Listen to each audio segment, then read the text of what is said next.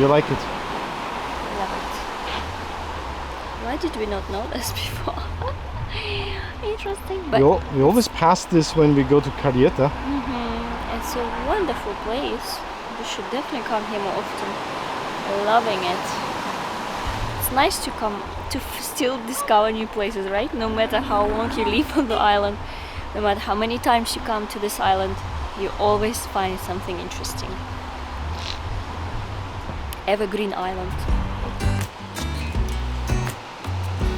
It smells so good.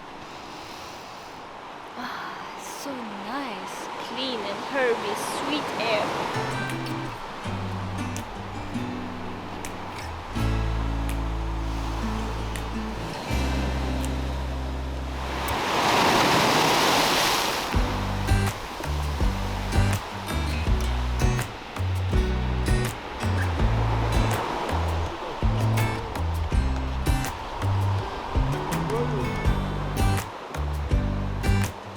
So today we are in Madeleine do Mar for the first time. Yeah, first time we're here. I mean, it's very close to Verbrau and we never went here. Yeah, and it has a beautiful long promenade to walk along the sea, Yeah, beautiful. which is beautiful today because it's sunny. And yeah, it's now February and we're coming up to our 2 years anniversary For of nomadic lifestyle. And today we would like to reflect on our experiences and what we've learned and yeah. what we like, what we don't like, what's challenging, what we want to change, what we want to do more. Yeah. So we'll pick a couple of topics, might not all fit in this one episode. And if you have questions, let us know in the comments. In the comments, below. yes. Yeah.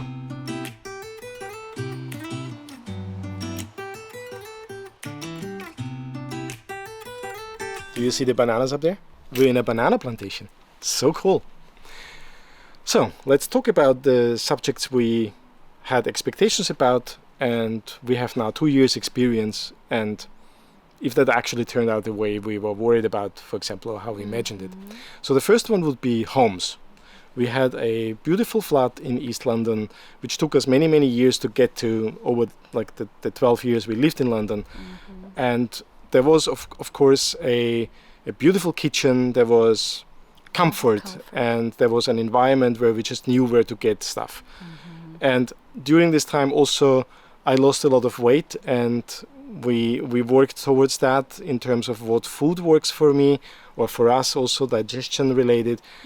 And so we had a very particular way of cooking and shopping, and yeah, we just had a certain flow. And that was obviously, like, once we started to travel, that would be different, and there was a certain concern. You loved your kitchen. Yeah, I love my kitchen. I remember like the tears when we left the flat, like you were literally crying to lose your kitchen. And obviously your storage for like clothes, because now we have just 2 luggages, and your cosmetics, not cosmetics, like skincare, because Yeah, I had my beauty clinic in London before, and skincare was important, and I was also testing, doing skincare myself. So I love that part. That was a big concern. And putting everything in those little 2 luggages, for me, 2 is very little. So it definitely was challenging, and I was like, how do we do this? Do we do this or not? So Anyway, we did it, as you know. So when we arrived to Lisbon, the first stress was obviously where can we find those things. yeah. And we don't have this frying pan in the kitchen, and we don't have that. So it was a challenge in the beginning. It's partly still a challenge. Every Airbnb has frying pan, but it's not a good frying pan. So If the frying pan is important to you, then you don't find the right ones, right? Yes. And if you need the specific ingredients which you bought in London, and then you go to another country, you won't find them. And that was in the beginning quite stressful, I would say. And quite we're spoiled. still searching for certain things, but I think we managed to transition in some way and see the benefit of the local Adapting. available ingredients. Like here, for example, on Madeira, we have more fish. embracing local. Embracing local. cultural food, of course. There's many things we gained out of it, because the food we ate, let's say in Portugal, it's like gave so much extra than we had in London. Of course, fresh fish and all that, vegetables and fruits. It's just abundant and full of sunshine and deliciousness and juiciness. So that added definitely to our Yeah, and something health that and we did not well-being. expect, right? Like we had our view, what we want, and we didn't think about that would actually be a better alternative. Yeah. And so this was like over the last 2 years, we found kind of a better balance of like still searching for certain things, but more embracing local alternatives. We still And miss those things which Yeah. we need, and I can't find them in every location, so I need to adapt to get more simple. but overall, Yes, overall great. very great, and we would do it immediately again. I'll do So it that again. this big concern turned out to be a minor one over the time, and I think the more we travel, the better we will get at that. So no problem at all. The home, because we mentioned like we had a kitchen and we had like a balcony and we lived in a nice district and all that stuff. So that was obviously a concern. How would that be when we live full time out of Airbnbs and different accommodations? Will we like it? What do we miss the home or not? That was definitely my concern. Yeah, and looking back now over these last 2 years, and also like the before we actually started to travel, we had like 2 months experience in New York, which I feel like was a big part of kicking us a little bit towards that lifestyle, because we really loved it. So we had good experiences and less good ones. I wouldn't say that we had bad ones. Yeah, it's So there was true. not a bad one.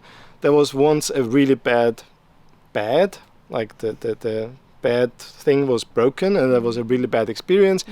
But other than that, we had actually much better beds, and we had much better living rooms, and we had much better terraces and roof Yeah. terraces and balconies and amazing environments. It definitely added So- to our experience, I would say. Yes, there are certain things which were challenging, but it added even more to our life, in quality life, I would say, isn't it? And joy and the actually, yeah. And also now knowing what we like and what we don't like, and when we will have our home one day, we will be like, I guess like it's this, a we don't collection of everything we learn along this travel journey, like which things we like, which we don't like. They will all go in the planning of our own home one day, Yes. right? And also when we search now places, we are more clear on what we're looking for, right? Like what do we look in kitchen, like washing machines, or like working space, or the balcony, like where is it located, the environment, where is the next like grocery shop, like all those kind of things, something that we learned over these 2 years to pay attention to. Yep. Right? So overall, number 1, home, thumbs up, would do this again. Yes. No worries. So number 2, Is healthcare. healthcare. Like when you live in a place, in a fixed location, you have your local GP, or your doctors and your hospitals and all that stuff around you, and it's kind of like a no-brainer. You know where to go, you know where you make your checks, all that stuff. And if something happens, you know where to go. That's Yeah. So when you travel, you obviously don't have that. What was important for us was that we are covered for emergencies. So if something happens and we need to go to hospital, so we definitely wanted that to be not a surprise. So we were researching, and we chose at the end Safety Wings for that. I will put a link in the description. We have insurance, private insurance for emergency situation. Yeah, that's Safety Wings. But not everyone knows Safety Wings. So yeah, that's what we chose as our. So we chose Safety Wings as our travel insurance. That's basically a insurance made by nomads for nomads, and it's for long-term insurance. It's not like a travel insurance which covers you for going a few months abroad. It's basically you can live in any country and they cover you anywhere.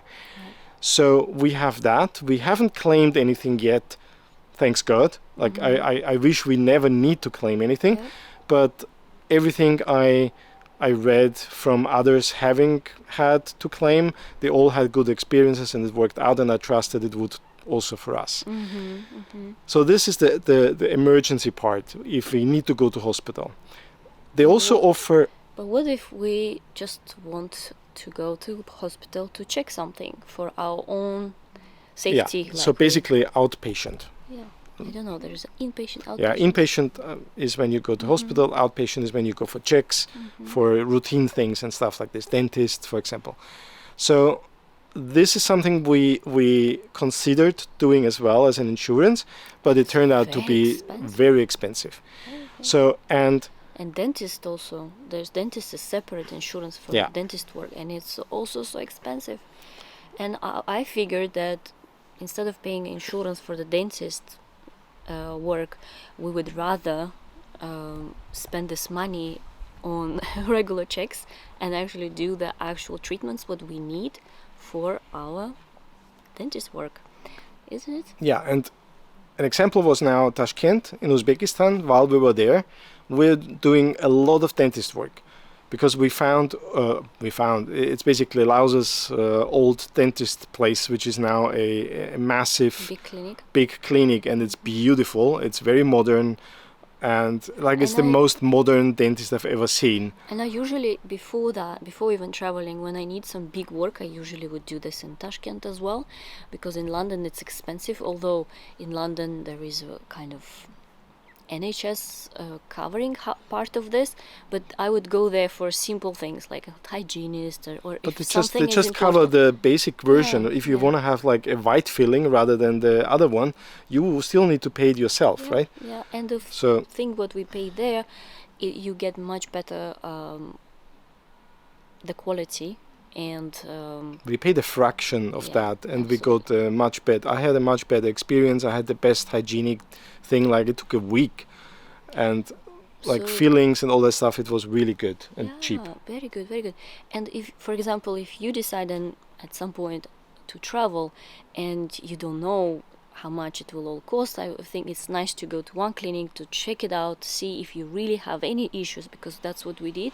Before we traveled, we went to dentist to do very basic things and to find out if we have any problems. And if we don't have any big issues, then we could take other things to do those work in a different country. So we went there, it was all fine, we just needed to do a few things which we planned. We thought, okay, when we get back to Tashkent, we will do those work. So I think going to dentist regular in general saves you a lot of money in the future. So that was just a dentist. So there are other things like blood work or like scans, ultrasound, MRIs, or whatever you need to do. And we did them also the same way. We basically, wherever we are are researching like what are really good places for that, which places are affordable, and we just do that there. So we did a lot of that in Tashkent because they have amazing private clinics. So all that we did there. I did scans here in Portugal, and I think now we generally see that as a good alternative actually to your normal healthcare. That like it's part of our travel, right? Like if we have something particular and it's not an emergency, we can actually plan for it, and we can say that's actually in this country it's really, really good. They are specialized in that, and we can just travel there, and it's part of our travel experience. And also choose the price, because it's some places it's more expensive than other. So definitely it's actually, you can use traveling as a benefit of doing all this work, I think. But for us, it was important to make sure we're healthy, is to do those tests, to check everything is fine. And then if, of course, emergency we cannot control everything, then we have insurance, travel insurance for a safety wing. So that's what we figured. Summing up the health thing, we haven't had any issues yet. We kind of turned the regular checks into traveling into an opportunity to actually do them in the right places or in better places, and so far that wouldn't be a reason to not travel and do that full time. So of course, thumbs up for that as well. I think that we should wrap it up because it's a big topic. We can talk about a lot. Working. Number 3. So we're not on holiday. We are basically just traveling while we are living a normal life. Working. We are remote working. So that's something that I always wanted to do, and I was working towards while we were living in London. At that time, I still was working in an agency. We tried to work as much as possible from home, from coffee shops, but still I had a physical workspace where I had to go. Now I work fully remote, which I love, and some concern was obviously when you go to a new location, how is the workplace, how is the desk, how is the chair you sit on all day long, how is the internet, like all those kind of things. And it turned out to be the internet actually amazing.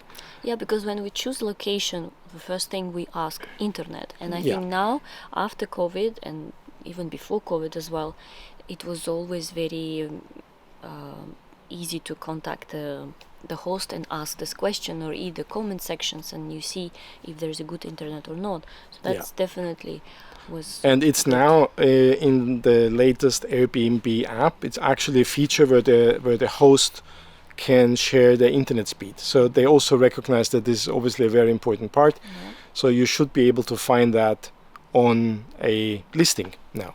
absolutely. So that is really good and better internet than in London. It was what- in Madeira. It's better. In Madeira was good. I would say in the Canaries was good. Tashkent was. Tashkent is It was enough for you was to enough. work. It was enough for calls, for video calls, for working. So there was a little bit stability issues. Like sometimes it just disappears, but overall the quality was not that bad.